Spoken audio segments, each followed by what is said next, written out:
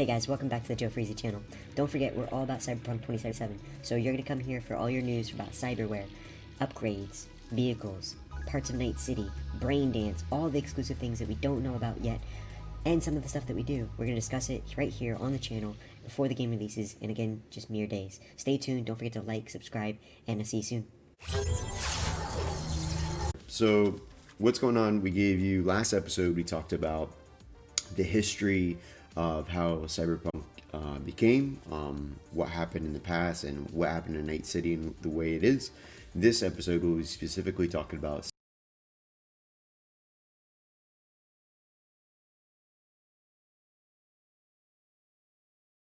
right now. The corporations are very ruthless. They're stealing each other's ideas. They're kidnapping researchers. They're assassinating executives. They're blowing up labs. They're all competing for the rights to Night City, right? And a lot of things they're also doing is developing cyberware. Now, cyberware are prosthetics or upgrades that you can do to your physical body. Almost everyone in Night City has some type of cyberware within them. You also have what's called bioware, which is basically body modification that's like more internal, like muscle modification, or in some of the real far off tales of like adding like a cat's tail or feathers or leopard print to your skin type thing. But with the black market right now, cyberware is very cheap. It's available. But they have different levels of Bioware, and they have different generations of cyberware. So modified equipment, it's anywhere from guns you can find on the black market to cyberware, net running devices, car, aerodynes, which are like the flying hover helicopters you'll see. But artificial implants are common and a necessity. Is how they started, right? Someone loses a limb or something like that, they would use a prosthetic in order to do that. Now it's more self-improvement, fun, prestige. It could be used as pure aesthetics, as you see some of the videos here, or also fashion. But a lot of people are using it for, their power capabilities, their enhancements. So there's the first generation, which is Generation 0, commonly referred to as shelfware. It's cheap, it's easy to install. There's little to no tuning. It's just kind of like a simple chip or a simple process where you go in, see someone,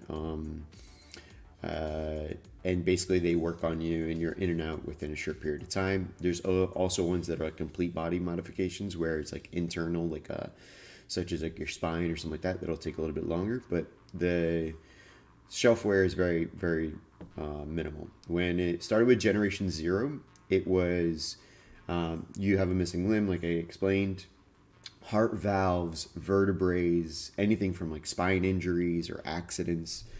These are usually made from plastic or metal. Then you had Generation 1. Now, with all the environmental issues that they had, this is where we go into like high pollution rates. So people started incorporating in their upper respiratory tracts like air filters and lung upgrades, so they could actually breathe properly and deal with the pollution, especially if they were workers that worked in like high waste areas. These are a little bit more advanced. This is where they start introducing, even in limbs, like pistons and hydraulics. And with the hydraulics and pistons, that started introducing to Generation 2, which is ultimately the battlefields. So reinforced joints and spines, increased carrying capacity, also with workers as well. Motion trackers and range finders with the eyes. And then you start going into the next generation, which is Generation 3 and 4, which becomes with real skin tech and artificial cyber muscles. Real skin is the natural overlay. It's more natural looking appearance. Some people will have no real skin overlay where they actually want to see like the metal components, such as like the gorilla arms. But the real skin is a more natural way. Projectile launchers hidden in arms, so similar to like the Iron Man movies where he like has the missile pop out of his arms. As we will discuss in next episode, you have a lot of weapons, such as the Mantis blades made by Arasaka. It introduced Generation 3 and 4 introduced the nanotechnology and a little bit more of the Bioware we talked about. High-end European Bioware technology, retractable weapons, concealed armor within the skin itself, counter EMP attacks. So EMP can obviously affect electronics, so it's counter EMP, and it's also less likely to cause cyber psychosis. So the higher the generation of the upgrade, the newer the technology, the more advanced technology, obviously it's probably going to be more costly in the game. And then you also have stress analyzers as well within the eyes that people can use to see if someone's lying or not. And then you have the fashion part of it. So with the fashion, you can have complete gold, platinum lines woven into the real skin. Limbs can be made from like pure crystal. Singers can use complete vocal upgrades, or you can have glow reeling skins in the real skins with like tattoos or prints. So the cyberware is definitely going to be really, really fun in the game. There's also chips that you'll have to be a certain intelligent level in order to do like instant upgrades. So it's important to kind of be well-rounded, because you may focus on one aspect, but if you're not intelligent enough to take the actual implant, then what's going to happen is you won't be able to use it. Once you do get to the intelligent level that you need to do the instant implant, then it's with you for the rest of the game pretty much. So it'll be interesting to look at all the different cyberware. I'm super excited to talk about the next episode. We'll be explaining the Mantis blades, which is made by Arasaka once again, and the weapons that we will get into next episode. Super excited to try out for the first gameplay the gorilla arms, which will be super powerful, super strength. If you're not that technology base where you want to hack into a door, you literally just pry the doors open with these gorilla arms. So it'll be super cool.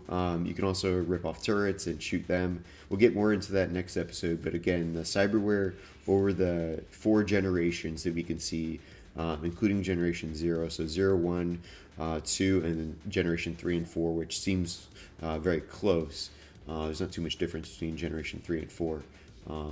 Lot to see, lot to come. So thanks again. I appreciate everyone jumping in the chat here and saying a quick hello.